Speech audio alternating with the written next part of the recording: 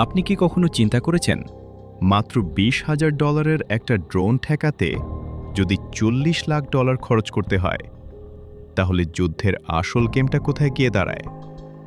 মানে যুদ্ধটা শুধু শক্তির না, এটা এখন পুরোপুরি বুদ্ধির খেলা। আর এই খেলায় এখন এমন এক অস্ত্র সামনে চলে এসেছে যেটা গরিব দেশকেও সুপার পাওয়ারদের সামনে দাঁড় করিয়ে দিচ্ছে। আজকের এই ভিডিওতে আপনি জানবেন ইরানের শাহেদ ড্রোন আসলে কি, কিভাবে এটা পুরো যুদ্ধের নিয়মই বদলে দিচ্ছে, আর কেন ভবিষ্যতের যুদ্ধ হতে যাচ্ছে ড্রোনের যুদ্ধ। আপনি দেখছেন টেকনো এক্সপ্লেইনস। 26 জানুয়ারি, ফেব্রুয়ারির শেষ দিক আর মার্চের শুরু। এই সময়ে আন্তর্জাতিক মিডিয়াতে একটা জিনিস বারবার উঠে এসেছে, ইরানের শাহেদ ড্রোন। আর এর পেছনের কারণটা খুবই সোজা। ইরান এমন একটা স্ট্র্যাটেজি ব্যবহার করছে যেটাকে বলে অ্যাসিমেট্রিক ওয়ারফেয়ার, মানে সরাসরি শক্তির লড়াই না, বরং কম খরচে বেশি ক্ষতি করার কৌশল। আপনি যদি একটু খেয়াল করেন, একটা শাহেদ ড্রোনের দাম মাত্র $20 থেকে $50,000, কিন্তু এটাকে ধ্বংস করতে আমেরিকা বা ইসরায়েলকে ব্যবহার করতে হচ্ছে প্যাট্রিয়ট ইন্টারসেপ্টর, যার একটার দাম $1 মিলিয়ন থেকে $4 মিলিয়ন পর্যন্ত। এখানেই আসল খেলা। এই জায়গায় একটা প্রশ্ন আপনার মাথায় আসতেই পারে, এটা কি সত্যিই কার্যকর? আপনি কি মনে করেন এই ধরনের সস্তা অস্ত্র দিয়ে বড় শক্তিগুলোকে থামানো সম্ভব? নিচে কমেন্টে আপনার মতামত লিখে ফেলুন। শাহেদ ড্রোন আসলে কি? সহজভাবে বললে এটা একটা লয়টারিং মিউনিশন বা কামিকাজি ড্রোন। দ্বিতীয় বিশ্বযুদ্ধের জাপানের কামিকাজি অ্যাটাকের মতো টার্গেটের উপর গিয়ে নিশুজেই বিস্ফোরিত হয়। কিন্তু পার্থক্যটা কোথায়? এখানে কোনো পাইলট নেই, মানে কোনো মানুষের জীবন ঝুঁকিতে নেই। আপনি দূর থেকে রিমোট দিয়ে একদম ভিডিও গেম খেলার মতো এটাকে কন্ট্রোল করতে পারবেন। এই কারণেই এটাকে বলা হয় গরিবের ক্রুজ মিসাইল। এখন আসল টেকনিক্যাল বিষয়টা বুঝি। শাহেদ 136 বা 131 ড্রোনগুলোর ডিজাইন ডেল্টা উইং টাইপ। পেছনে একটা প্রোপেলার ইঞ্জিন থাকে। লঞ্চ করার সময় একটা রকেট বুস্টার ব্যবহার করা হয়, যা নির্দিষ্ট উচ্চতায় পৌঁছে গেলে আলাদা হয়ে যায়। এরপর ড্রোনটা নিজের পিস্টন ইঞ্জিনে চলে, প্রায় 180 থেকে 200 কিলোমিটার গতিতে। কিন্তু সবচেয়ে ভয়ঙ্কর বিষয়টা হলো এটা খুব নিচু দিয়ে উড়ে। রাডার সাধারণত দ্রুতগতির উচ্চতায় থাকা অবজেক্ট ধরার জন্য ডিজাইন করা, কিন্তু এই ড্রোন ধীরে ধীরে নিচু দিয়ে উড়ে এসে রাডারকে ফাঁকি দেয়। আপনি যদি এখান পর্যন্ত এসে থাকেন, তাহলে একটা ছোট কাজ করেন, ভিডিওটা লাইক করে ফেলেন, কারণ সামনে যেটা আসছে সেটা আরও ইন্টারেস্টিং। এখন আসি, কেন এই ড্রোন এত ভয়ঙ্কর? একটা ড্রোন আলাদা করে খুব বড় কিছু না, কিন্তু সমস্যা হয় যখন একসাথে শত শত ড্রোন ছাড়া হয়। এইটাকে বলে swarm attack. Air defence system তখন কনফিউজ হয়ে যায়, কোনটা আগে ধরবে।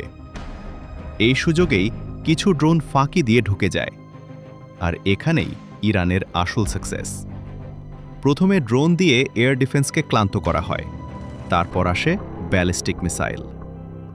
এই স্ট্র্যাটেজি এখন আধুনিক যুদ্ধের নতুন ট্রেন্ড। একটু রিয়েল উদাহরণ দেই।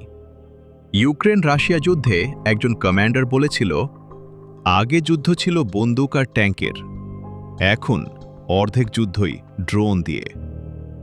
ভাবতে পারেন, মাত্র $5,000 একটা ড্রোন $50 লাখ ট্যাঙ্ক ধ্বংস করে দিচ্ছে। এখন প্রশ্ন, সবাই কি তাহলে ড্রোনেই চলে যাবে?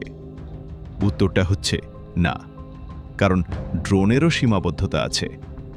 ড্রোনে ওয়ারহেড কম থাকে, বড় বাংকার বা গভীর টার্গেট ধ্বংস করতে এখনও ফাইটার জেট দরকার। আর একটা বড় সমস্যা, জ্যামিং। শত্রুপক্ষ যদি সিগন্যাল ব্লক করে বা হ্যাক করে, তাহলে ড্রোন অকেজো হয়ে যেতে পারে। আপনি কি মনে করেন ভবিষ্যতে ফাইটার জেট পুরোপুরি ড্রোন দিয়ে রিপ্লেস হয়ে যাবে? আপনার মতামতটা জানাতে ভুলবেন না। এখন আসি ইরানের স্ট্র্যাটেজিতে। ইরান শুধু ড্রোন বানায় না, ওরা রিভার্স ইঞ্জিনিয়ারিং করে। মানে শত্রুপক্ষের প্রযুক্তি হাতে পেলে সেটা খুলে খুলে দেখে কিভাবে বানানো হয়েছে, তারপর নিজের মতো করে বানায়। এইভাবেই তারা নিজেদের ড্রোন টেকনোলজি উন্নত করেছে। এমনকি অনেক রিপোর্টে বলা হয় আমেরিকাও এখন এই টেকনোলজি স্টাডি করছে। সবচেয়ে ইন্টারেস্টিং বিষয়টা কি জানেন? এই ড্রোন লঞ্চ করার জন্য কোনো এয়ারবেস লাগে না, একটা ট্রাকেই সেট আপ করা যায়।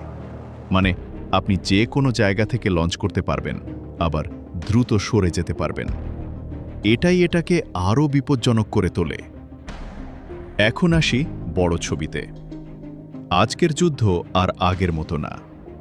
আগে ছিল মানুষ বনাম মানুষ, এখন মেশিন বনাম মেশিন, আর ভবিষ্যতে এআই বনাম এআই। ড্রোন এখন শুধু অস্ত্র না, এটা পুরো যুদ্ধের ধারণাই বদলে দিচ্ছে। আপনি যদি এই ভিডিও থেকে নতুন কিছু শিখে থাকেন, তাহলে চ্যানেলটা সাবস্ক্রাইব করে রাখুন, কারণ টেকনো এক্সপ্লেইনসে আমরা এমনই রিয়েল ও আপডেটেড টেকনোলজি নিয়ে কথা বলি। শাহেদ ড্রোন শুধু একটা অস্ত্র না, এটা একটা মেসেজ। যুদ্ধ এখন আর শুধু শক্তির না, এটা স্ট্র্যাটেজি আর খরচের খেলা। যে কম খরচে বেশি ক্ষতি করতে পারবে, সেই এগিয়ে থাকবে। আর বাংলাদেশ সহ বিশ্বের অনেক দেশকেই এখন চিন্তা করতে হবে, আমরা কি এই নতুন যুদ্ধের জন্য প্রস্তুত, নাকি আমরা পিছিয়ে পড়ব? আপনার কি মনে হয়, বাংলাদেশকে ড্রোন টেকনোলজিতে ইনভেস্ট করা উচিত? কমেন্টে জানিয়ে দিন। আজকের ভিডিও এখানেই শেষ। ভালো লাগলে শেয়ার করুন আর টেকনো এক্সপ্লেইনসের সাথে থাকুন, কারণ এখানে আপনি জানেন ভবিষ্যৎ আসলে কেমন হতে যাচ্ছে।